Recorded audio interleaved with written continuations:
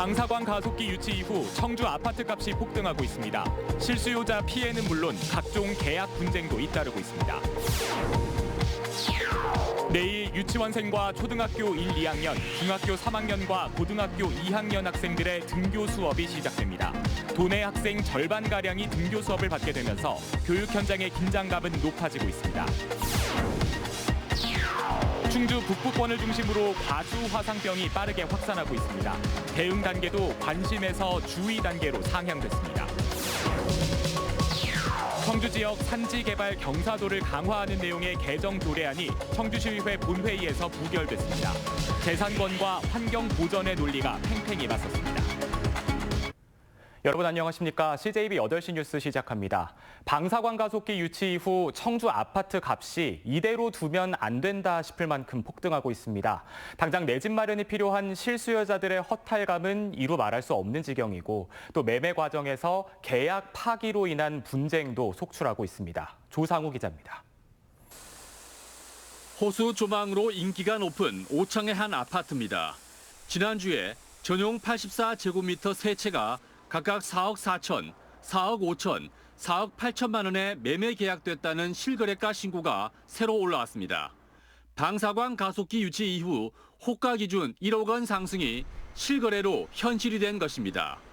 청주 집값 상승을 견인하는 복대동의 이 아파트 단지는 아직 실거래가가 신고되진 않았지만 80제곱미터가 6억 원에 124제곱미터 대형 시세는 7억 원을 뚫었습니다. 자고 나면 오르는 집값에 내 집 마련이 급한 세입자들은 한숨만 내쉴 뿐입니다. 이게 단기적으로 너무 많이 오르다 보니까 좀 문제가 되기는 하는 것 같아요. 저 같은 경우도 전세로 있는데 이제 전세값이 너무 확 껴버려가지고 이걸 충당을 하기가 조금 힘들 것 같거든요. 거래 쌍방간에 얼굴을 붉히는 일도 잦아지고 있습니다. 대표적인 사례가 매도자가 집값이 급등한 것을 보고 계약을 취소할 때인데 이때 배상금을 얼마나 주고받아야 할지를 놓고 분쟁이 속출하고 있습니다. 부동산 업계 종사자들조차 과열을 우려하고 있습니다. 투자 세력이 너무 들어오다 보니까 가격 변동이 너무 심하다 보니까 저희도 매물도 사라지고 일하기도 힘들고 또 고객 상대하기도 어려운 면이 없잖아 있죠. 투기 세력이 불집힌 청주 아파트 시장이 비정상적으로 과열 양상을 띠면서 실수요자 보호 대책을 서둘러야 한다는 목소리가 커지고 있습니다. CJB 뉴스 조상우입니다. 지난주 고3에 이어서 내일부터는 유치원과 초등학교 1, 2학년, 또 중3과 고2 학생들의 등교 수업이 시작됩니다. 학교 문이 활짝 열리는 셈인데 교육 현장의 긴장감이 고조되고 있습니다. 이윤영 기자입니다. 내일 첫 등교하는 도내 학생은 모두 7만 1천여 명. 유치원생이 1만 6천 명, 초등학교 1, 2학년 2만 7천 명, 중3 1만 2천 명과 고2 1만 3천 명 등입니다. 여기에 지난주부터 등교하는 고3 학생들까지 합하면 총 8만 5천여 명으로 도내 전체 학생의 46%, 절반 가까이가 등교 수업을 하게 됐습니다. 이태원 감염으로 인해서 교육부 지침이 좀 강화되고 저희도 좀 강력한 지침을 내려서 20학급 이상의 학교랑 27명이 이상인 그 감일학급에서는 분반을 좀 고려해서 학교에서 여건에 맞게 병행 수업의 경우 원격 수업 나흘에 등교 수업 하루나 격일제 혹은 원격 수업은 하루만 하고 나머지 4일은 등교하는 등 학교 실정에 맞게 진행할 방침입니다. 전체 학교에 학생들이 3분의 2 정도 머물게 해서 이제 빈 공간이라든가 만들고 밀집도를 최소화하려고 하는 노력입니다. 학부모 설문조사에서도 과반수 이상이 등교에 찬성한 것으로 나타났습니다. 가기는 가야 될 것 같아요. 솔직히 계속 보냈으니까. 근데 마음은 솔직히 안 놓여요. 그렇게 뭐 주일에 2회 이렇게 간다고 해서 또 전염이 아예 안 되는 것도 아니고 또 뭐 매일 간다고 해서 또 전염이 무조건 된다는 그 보장도 없으니까요. 도내 학생의 절반 가까이가 한꺼번에 등교하는 사실상의 등교 수업이 본격화하면서 일선 학교의 긴장과 부담도 고조되고 있습니다. CJB 뉴스 이윤영입니다. 정부가 오늘부터 마스크를 쓰지 않은 승객에 대한 승차 거부를 한시적으로 허용했죠. 대중교통을 이용할 때 사실상 마스크 착용을 의무화한 건데 첫날 표정 안정은 기자가 전해드립니다. 유동인구가 많은 청주의 한 버스 정류장. 버스를 기다리는 사람들 모두 마스크를 쓰고 있습니다. 시내버스 안에서도 마찬가지입니다. 시에서 명령을 내렸잖아요. 그리고 이제는 좀 심각성을 더 안 쓰면 안 되겠다는 게. 정부가 대중교통 내 마스크 쓰기 의무화를 더욱 강력하게 추진한 첫날, 이렇게 모든 승객들은 마스크 쓰기에 적극 동참하는 모습입니다. 정부가 강제하지 않아도 마스크 착용은 이제 일상이 됐습니다. 하지만 여전히 꺼리는 시민들도 적질 않습니다. 마스크를 안 쓰면 승차를 못한다 그 얘기를 하면 알아듣는 사람도 있고 그래서 자꾸 또 뭐라고 하는 사람도 있어요. 제 마스크를 몇 개 있어요. 갖고 다니는 거 이런 거 그래가지고 드리고 그랬어요. 운전자들은 마스크 미착용 승객에 대해 승차 거부를 할 수 있게 됐지만 면전에서 그러는 게 거북할 수 있다며 알아서 마스크 착용을 실천해 주길 기대하고 있습니다. 그러니까 젊은 사람들이 좀 너무 용감한지 꼭 안 쓰고 타는 사람들이 있어요. 그러들 안전하면 게 좋지 않느냐 이렇게 좀 권면을 하죠. 내가 내리라고 하기는 또 그렇잖아요. 손님인데. 내일 0시를 기해 청주공항 이용객도 마스크를 착용해야만 탑승 가능합니다. 날씨가 더워지면서 마스크 착용을 소홀히 하는 경우도 있습니다.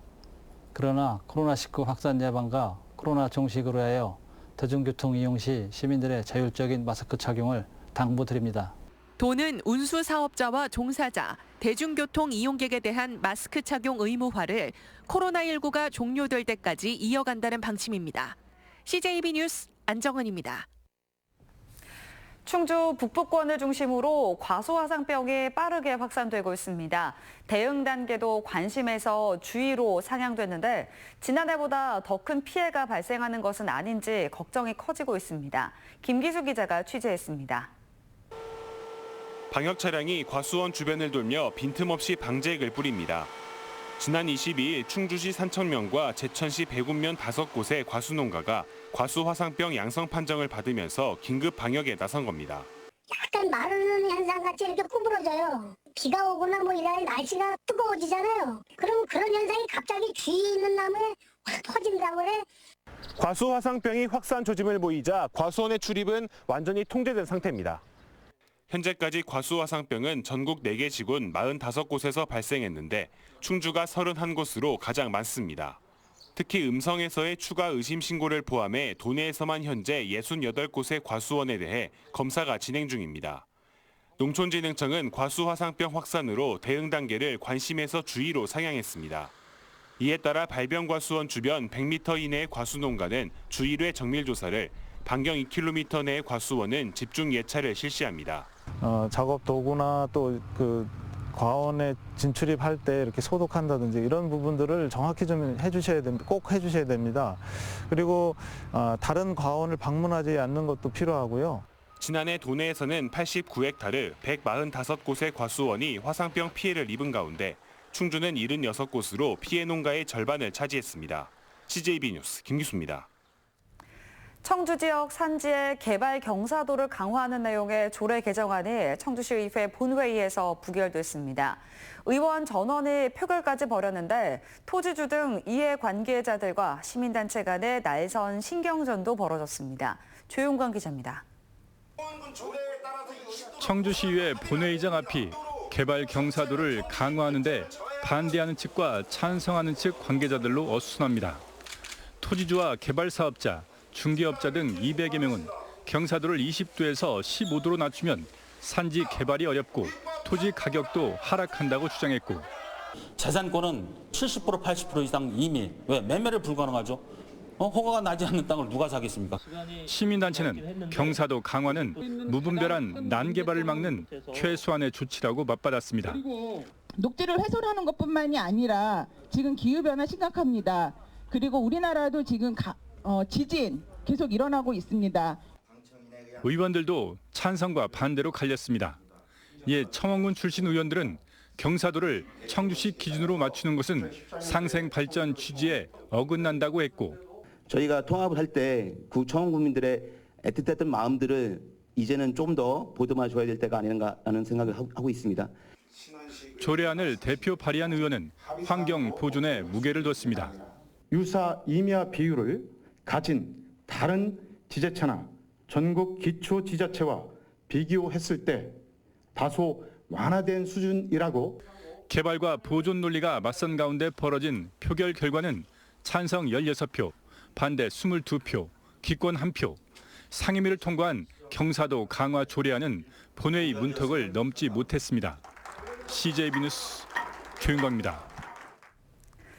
이처럼 조례안은 부결됐지만 청주 외곽 임야 곳곳을 파헤치는 무분별한 개발 사업을 계속 용인할 것인가에 대해선 여전히 의문부호가 남아 있습니다. 실제로 수도권 자치단체의 경우 개발 논리보다는 환경을 우선시해 경사도 기준을 강화하는 추세입니다. 계속해서 이태현 기자입니다. 이번 조례 개정안의 가장 큰 쟁점은 개발행위의 경사도 기준이었습니다.